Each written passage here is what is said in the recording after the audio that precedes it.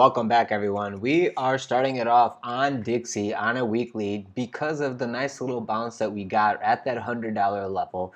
Looking like possibly the shorts are closing. We have followed up on Dixie for the last few Bitcoin and ETH videos, so that's what we're going to do today. I'll try to do perps over CME because the last video we did perps. So if you haven't already, guys, please hit the like button, subscribe if you haven't to the channel. If you have a comment, please leave it in the comment section below. Hit the thumbs up. If you are interested in trading with me live, feel free to join the Discord server. The link to the server is in the description of this video below, alongside all the other affiliate services that I use and recommend that helps this channel grow. So guys, thank you so much. It's because of you guys using those affiliate services like our MEXC link that helps me keeps this channel alive. So here we go, starting it off on Dixie. We have already had the drawings on here in the last video, and what we were pointing out that, hey, we are looking for the shorts on Dixie to close if they're going to close around the $100 area, which we got, and a nice bounce. Now, the thing is, Dixie's inverse relationship with Bitcoin and ETH and crypto and tech stocks in general hasn't really been playing out. It's been kind of going one-to-one as opposed to the inverse correlation. But now that we're getting this little bit of a bounce here, are we going to see downside on Bitcoin and ETH? And that's what we're going to discuss moving forward. Now, as we are looking for this upside, just be aware we have a little bit of resistance here at 102, which rejected us before, and we have resistance here at 104, and these levels are marked by these orange lines. We should be following the fib, basically saying that anyone who wanted along the dollar probably longed around 100 to 101, and they're going to ride this up into their take profit of 113. Now, obviously, no one wants to hear that, but that is how this schematic is, and usually it hits. So as per my back testing, I am going to be looking for something like this. A nice run up. And what are we going to do on September 17th? We're going to cut interest rates, meaning the dollar will get devalued and it will become more cheaper, and this should see Dixie rise. So let's see how that plays out, and September 17th is when FOMC is going to go over that, so please be ready. Now, since we're done with this, I'm going to turn off the drawings because there's so much stuff going on in my charts. I'm going to do naked analysis for the perps, and I'll turn it on as we need. First, let's go to Bitcoin on a weekly. Keep in mind, I know I'm going over weekly, but tomorrow is the monthly close. So let's just start off on monthly, just to be respectful of top-down analysis. We're going on monthly. What is this monthly showing you? Bearish engulfing of last month's close. Your body is actually being completely bearish engulfed, and you looking like you're going to close in this manner, which is not the healthiest for upside continuation. And matter of fact, it had a nice buy up in a dead cat fashion, and it's basically showing you that, hey, this level here on Bitcoin, 61,500, is pretty much resistance. Okay, now if you want me to draw, I can draw a red triangle here, okay, showing you the lower highs and a flat bottom here at 61.5. I'm not going to do it. Just use your freaking imagination. Now, if this triangle breaks down, a measured move would be this candle after the neckline down. And look what we're doing. We're basically already showing you this descending channel fashion that the target of around 54,000 is very, very realistic and probable coming into next month close. Okay? If you can avoid closing underneath 54,000 next month, then we could go sideways at 54 and look for upside continuation, hoping to break above 61,500. Now, any weekly open and close above 61,500, just negate this downside and look for upside resistance test of 68,000.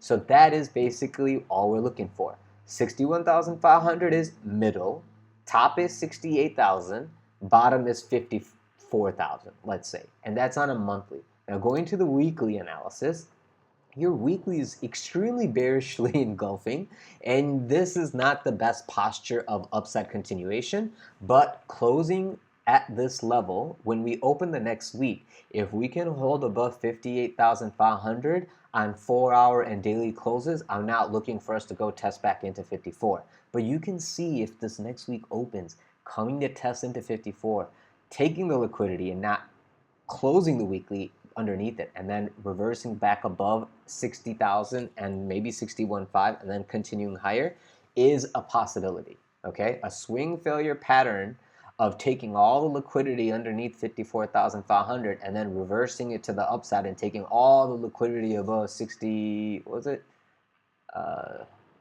61,500, and then we could go try to get to that 70. But that 61,500 is very, very prime target for a little bit of consolidation up and down in that area. But the thing is, all this high, like I showed you on the monthly, it's basically making a triangle with a flat bottom, meaning it's trying to push price action below the 54,500 level. But if you can hold it for the next week or two, then okay, I'm gonna be like, all right, this is enough trying of taking out the low. The buyers are holding price up and the sellers are not selling. Let's go look at our resistance above and try to shake out the people who are shorting and they couldn't get the wick to the bottom. Let's retest them, maybe do a liquidity grab of them, and then try again to go down. And that's kind of like what the market does. It gives you enough time to do one or the other, and if the other doesn't happen, then it's got to go the other way. Kind of like right here. You had a rejection. People were probably got really, really bearish looking for downside. This little wick right here basically showed you that, hey, we tried to go under 39,500, but 39,500 was solid support. You took the liquidity and then you just trapped the shorts over here and you just ran it in their face. So same thing is happening on this wick here. This is like on Bitcoin, it's a bullish test of support. You tested your resistance over here at 52,000, 53,000. You took the liquidity and you just ran it in their face. That's why I'm saying the upside is a possibility if we can't get that weekly close underneath 54,500. Okay, that's basically all of September. That's what we're all going to be watching: 54,500, 54,500. If the cut happens on September 17th and 54,000 liquidity didn't get taken, I would be shifting all my eyes to the top side of like first 61,500, then 68, and then 71.5. More than likely, it's going to be really, really fast liquidity short squeeze. Like it's going to be like in one candle kind of thing. So be prepared. It's going to catch the shorts off guard, and they're going to panic close, causing the upside to be even faster and swifter. Okay, and yeah, that's basically the gist I have on Bitcoin. Now I'm going to go back to monthly, and I'm going to show you now ETH on the monthly, and just look at the difference of the formation of the candles. Okay, ETH. Did you see how much more bearish ETH is right now than Bitcoin? So this is like just selling off. Here's Bitcoin with a nice a wick. ETH is completely bearish engulfing. In my theory, I'm assuming people are leaving ETH and they're shifting to Bitcoin and other projects because they have basically lost conviction of holding ETH long term. And the thought of the news and security with the SEC, like all of that good stuff, that's probably a theory, meaning the stakers are getting out and they are basically shifting their funds into assets they think are more long term. This is not a good look for ETH on the monthly. I have this level over here at 22,000, 23,000, 2,300 marked for a swing failure pattern possibility. So just be aware of that. Going to the weekly, this is a bearish engulf, right? I can't be bullish or even look to even take a long on this kind of a weekly close, period. I'm looking next week to go test into 2450 if we don't do it already. Full disclosure, I'm already short. I've been short. I'm going to hold my short until we close the monthly and open on tomorrow. I want to see the new weekly open as to where it's going and how it's going. I don't think the selling is over on ETH. I think we're going to get continuation next week into 2430 and then possibly 2300. And that's where I'm going to go see what the next possibility is. ETH can bring Bitcoin down because they both are pretty high market cap. So just be aware that Bitcoin is ETH's saving grace right now. As Bitcoin goes up, ETH will go up. But if ETH drags Bitcoin down, it's because of this selling that's happening. They have to get this liquidity out of ETH, and then they have to shift it to Bitcoin and not just like stablecoin dollar and cash out. If that's what's happening, that makes sense why Bitcoin is giving you this wick on the monthly. Your weekly on Bitcoin looks bearish and golfing, just like ETH. So just be aware that things are not looking peachy keen for upside. The pressure is on the buyers, and are you buying here, or are you going to wait for liquidity grab lower? So in my like view, the plan I have moving forward is we have breached the liquidity over here at 2,500. I'm looking at the bottom of that order block over here at 2,280. Are we going to come consolidate in this range before upside? I mean, we've already tested into it, so I'm assuming we're going to go test the bottom of this range at 2,280. And that's kind of where I'm going to be looking for my next long scalp and testing of support, etc., etc., etc. If we get back to 2,800, I'm probably going to be shorting it. I'm not going to be looking to long it, and I'll be looking to see some sort of proof that this is support and bottom. Either it's going to be a sharp bullish engulfing weekly close next week. Otherwise, I'm not really interested in looking for upside. Like, this month has to start off really bullish for me to even consider upside in September. I still have the mindset that the Fed rate cut, everyone is looking to long into it, so it's going to be a liquidity grab downside. I think the Fed's going to cut, and it's going to be a quick wick up just to dump. In my mindset right now, I'm just thinking it's too easy of a long setup because it's too telecasted, too in the news. Everyone is planning for that long. So it's like even I'm more hesitant that, hey, I better be cautious for a liquidity grab first before I jump in with everyone else. Because if it's that easy, then the market is just not going to reward the long in my aspect. So that's all I'm basically getting at is Dixie upside. The inverse relation probably is going to be kicking in, and that means we're going to get a leg down on Bitcoin, ETH, etc. What I shared with everyone earlier today is this. This one.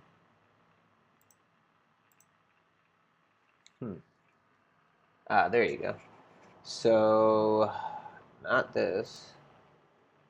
This one. So, similar to this channel here, I'm seeing the drop. Very, very similar to this drop here.